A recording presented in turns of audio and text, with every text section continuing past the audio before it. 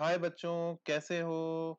तो I hope आप लोगों को हमारे वीडियोस पसंद आ रहे होंगे और आप हमारे साथ साथ खूब सारा सीख भी रहे होंगे और आपकी मैथ्स अब इजी लग रही होगी और मैथ्स आपको कंसेप्चुअली समझ में आ रही होगी। तो हमारे चैनल को लाइक, शेयर, सब्सक्राइब जरूर करना, अपने फ्रेंड्स के साथ भी शेयर करना ताकि सब अच्छा सीख पाए और अच्छे मार्क्स ला पाए। ठीक है, तो आज हम पढ़ते हैं हमारा थर्ड कॉन्सेप्ट जो कि है कॉन्सेप्ट ऑफ पाइप्स। अभी तक हमने कॉन्सेप्ट ऑफ ट्रेन्स देख लिया, कॉन्सेप्ट ऑफ बोर्ड देख लिया। अब हम देखेंगे आज थोड़ा हायर लेवल का थर्ड कॉन्सेप्ट जो है कॉन्सेप्ट ऑफ पाइप्स। ठीक है, तो अब समझते हैं पहले कि कुछ क्वेश्चन को अटेम्प्ट करने से पहले देख लेते हैं कि ये कॉन्सेप्ट क्या कहना चाह रहा है, इसको अप्रोच कैसे करना है, इसको समझना कैसे है। ठीक है, तो मान लो ये एक स्विमिंग पूल है जो हमने इधर डायग्राम में दिखाया हुआ है। ठीक है, अब समझते हैं कि स्विमिंग पूल में क्या है।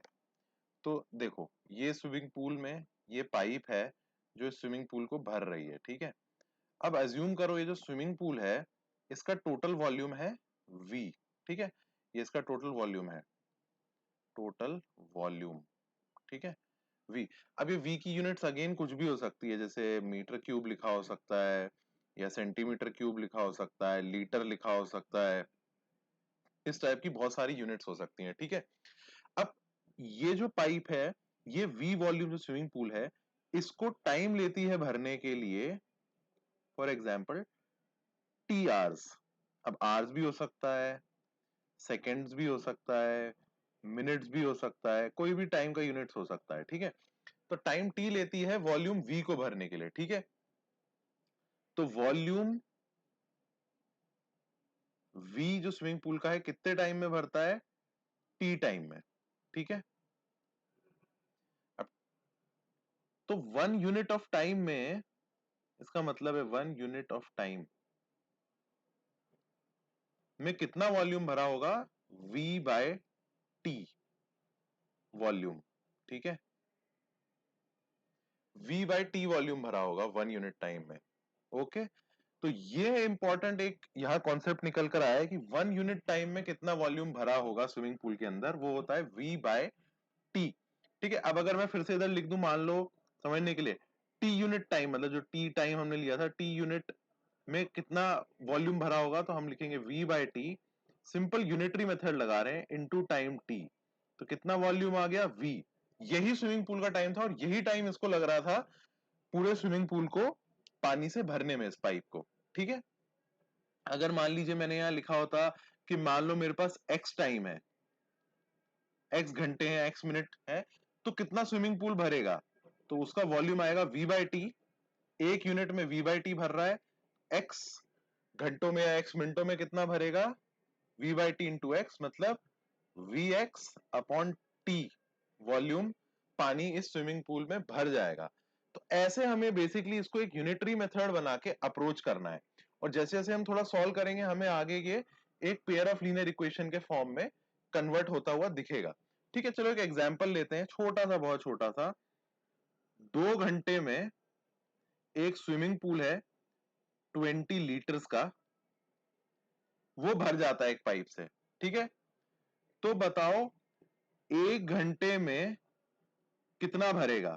1 घंटे में कितना लीटर उसमें पानी, लीटर्स ऑफ वाटर उस स्विमिंग पूल में आया होगा? जस्ट मैं एग्जांपल देने के लिए बता रहा हूं। ठीक है, तो 2 घंटे में कितना भरा? 20 लीटर। 1 घंटे में कितना भरा, इसका मतलब है 2/20। यही हमने किया है, V बाय टी किया है। ठीक है, तो कितना हुआ? 10 लीटर। और हम पूछ भी 1 आवर में है, तो 20/2 इंटू 1 मतलब 10 इंटू 1, 10 लीटर। अगर मैं यहां लिख दूं इसको हाफ आवर में कितना भरा होगा, तो 1 आवर में कितना आ गया? 10 लीटर। मतलब हाफ आवर में कितना आ जाएगा मेरे पास? हाफ आवर में 10 इंटू 1/2 मतलब 5 लीटर्स। ठीक है, ये सिर्फ एक समझाने के लिए मैंने एग्जाम्पल दिखाया कि कैसे हमें अप्रोच करना है। ओके, सिमिलरली अब मान लेते हैं कि क्वेश्चन में हमारे पास ना, देखो अभी हमने एक पाइप की बात करी, मान लो यहां पे मेरे पास एक दूसरी भी पाइप होती।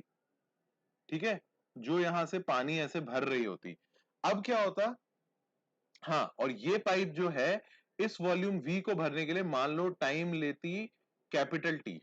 ठीक है, तो मेरी इक्वेशन क्या बनती कि ये वाली जो पाइप है कैपिटल टाइम T ले रही है स्विमिंग पूल को अकेले भरने में, V वॉल्यूम में, तो एक यूनिट टाइम में, एक घंटा कह सकते हो या जो भी कहना है, या मिनट कह सकते हो, एक यूनिट टाइम में दो पाइप के कारण कितना पानी भर रहा होगा।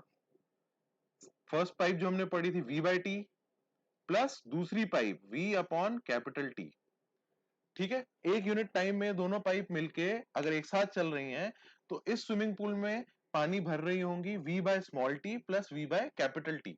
अब एक और एग्जांपल ले लेते हैं, मान लो एक तीसरी पाइप भी होती, ठीक है, जस्ट समझाने के लिए बोल रहा हूं, वो भी पानी भर रही होती, वो भी स्विमिंग पूल को V वॉल्यूम को अकेले मान लीजिए Z टाइम में कंप्लीटली भरती। तो अगर तीन पाइप का केस है तो वन यूनिट टाइम में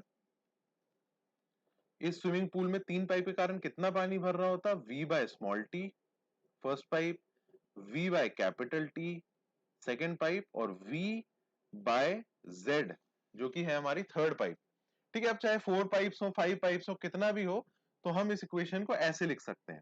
ठीक है, V by small T plus V by capital T, मतलब फर्स्ट पाइप एक घंटे में, एक यूनिट टाइम में कितना भर रही है, दूसरी पाइप एक यूनिट टाइम में कितना भर रही है, तीसरी, चौथी, ऐसे करके इक्वेशन हमें लिखते जानी है और आगे बढ़ते जाना है।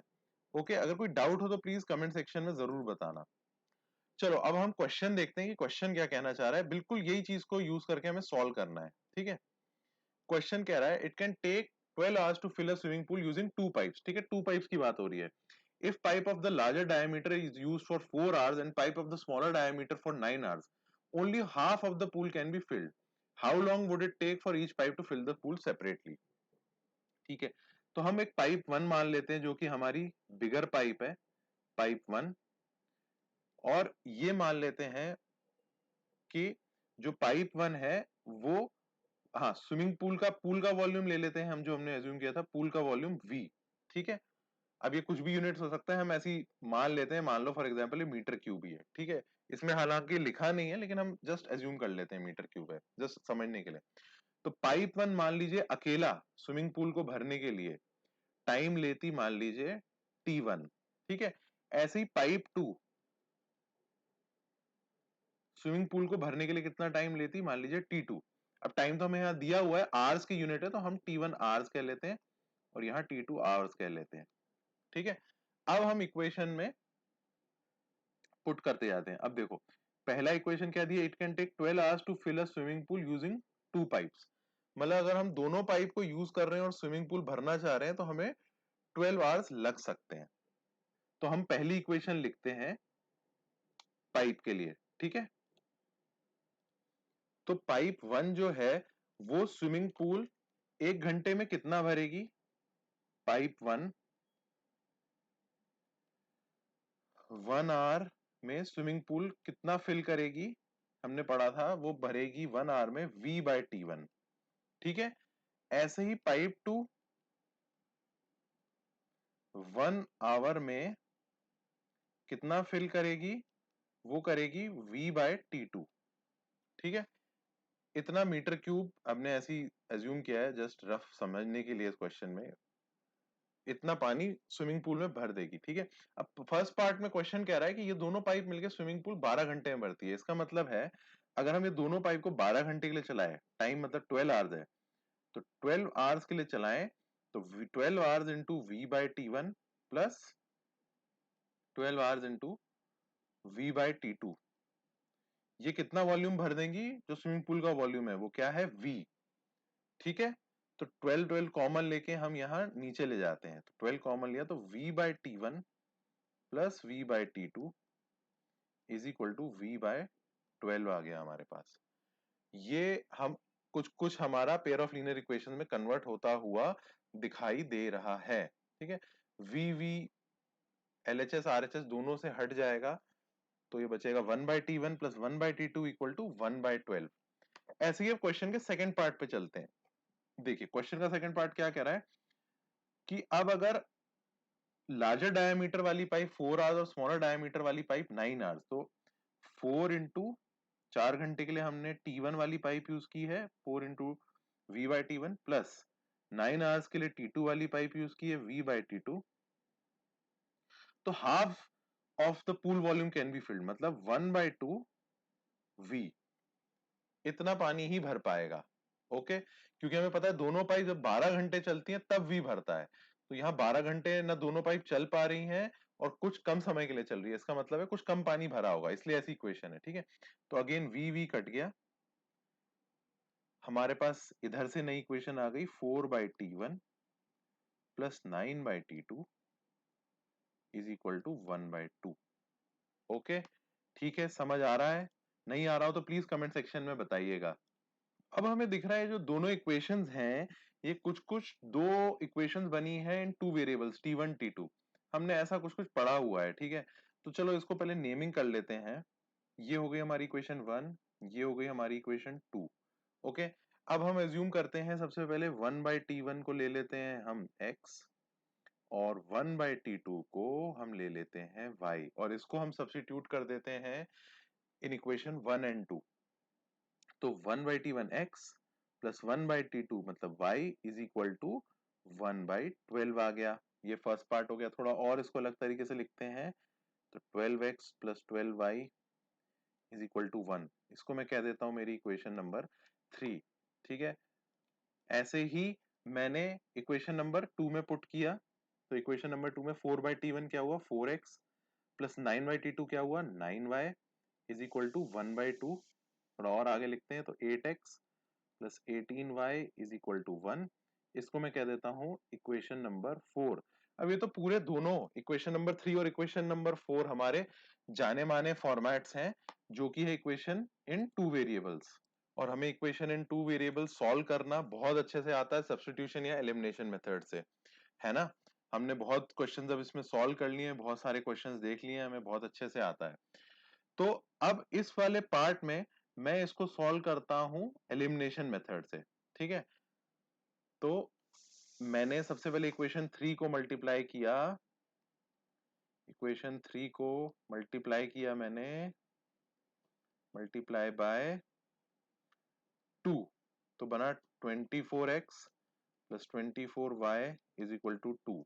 ठीक है, और इक्वेशन 3 को मैंने, इक्वेशन 4 को मैंने मल्टीप्लाई किया, इक्वेशन 4 को मल्टीप्लाई किया बाय 3, तो ये बना मेरा 24x plus 54y is equal to 3। ये हुई मेरी इक्वेशन नंबर 5, ये हुई मेरी इक्वेशन नंबर 6। अब मैं क्या करूंगा, इक्वेशन नंबर 5 को इक्वेशन नंबर 6 में से मैं माइनस कर दूंगा। ठीक है, ताकि मेरा एक्स एक्स का कोएफिशिएंट 0 हो जाए। तो इक्वेशन नंबर 5 को 6 से माइनस करता हूं मैं, मतलब equation number 6 minus equation number 5 किया मैंने, तो 24x plus 54y minus 24x plus 24y is equal to 3 minus 2। Okay, 24x तो कट गया, 54y माइनस 24y हुआ 30y इज इक्वल टू 1, तो y इक्वल टू 1/30। ओके, और ऐसे ही इस y को मैं पुट कर देता हूं इक्वेशन नंबर 3 में। ठीक है, चलो आओ देखते हैं पुट करके इसको, तो 12x प्लस 12/30 इक्वल टू 1।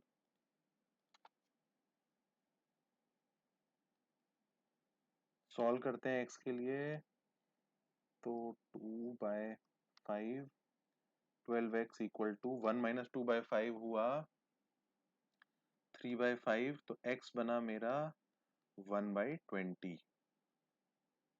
ठीक है, इसको मैंने सॉल्व कर लिया। अब x क्या था 1/T1, मतलब T1 इक्वल टू 1/x, मतलब 1/1/20 मतलब 20। T2 था 1/y मतलब 30। ये हो गया आवर्स, ये हो गया आवर्स। ठीक है, अब पहले चल के देखते हैं T1 क्या था। T1 था पाइप 1 जिसका डायमीटर बड़ा था, उसको कितना टाइम लग रहा था, मतलब हमारा आंसर आ गया T1 था 20 आवर्स।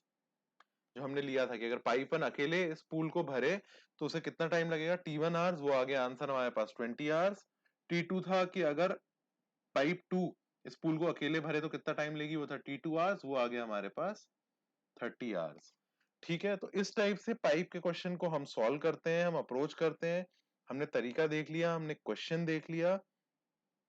प्लीज जब भी हम ये क्लासेस अटेंड किया करें ऑनलाइन, तो प्लीज आप ट्राई किया करिए, आप साथ में हमारे सॉल्व करें, साथ में हमारे पढ़ें, और साथ में जो मैं पढ़ाता जा रहा हूँ उसको लिखते जाएं, ताकि आपका ग्रास्पिंग पावर, आपका अंडरस्टैंडिंग और फास्ट और बेटर हो सके, और कोई भी डाउट ना आए। ठीक है, तो अब क्लास के बाद प्लीज इन कॉन्सेप्ट्स को आप रिवाइज करना, फिर से समझना, एक बार रिवाइज करना, तभी आपको और अच्छे से ग्रास्प हो पाएगा, समझ आ पाएगा। और कई सारे क्वेश्चंस आप प्रैक्टिस करते रहिए, ताकि आपकी क्लैरिटी बढ़ती रहे। ठीक है, और हमारे चैनल को प्लीज सब्सक्राइब कीजिएगा, पढ़ाई GPT, where you will grow, you will prep and you will top. Thank you.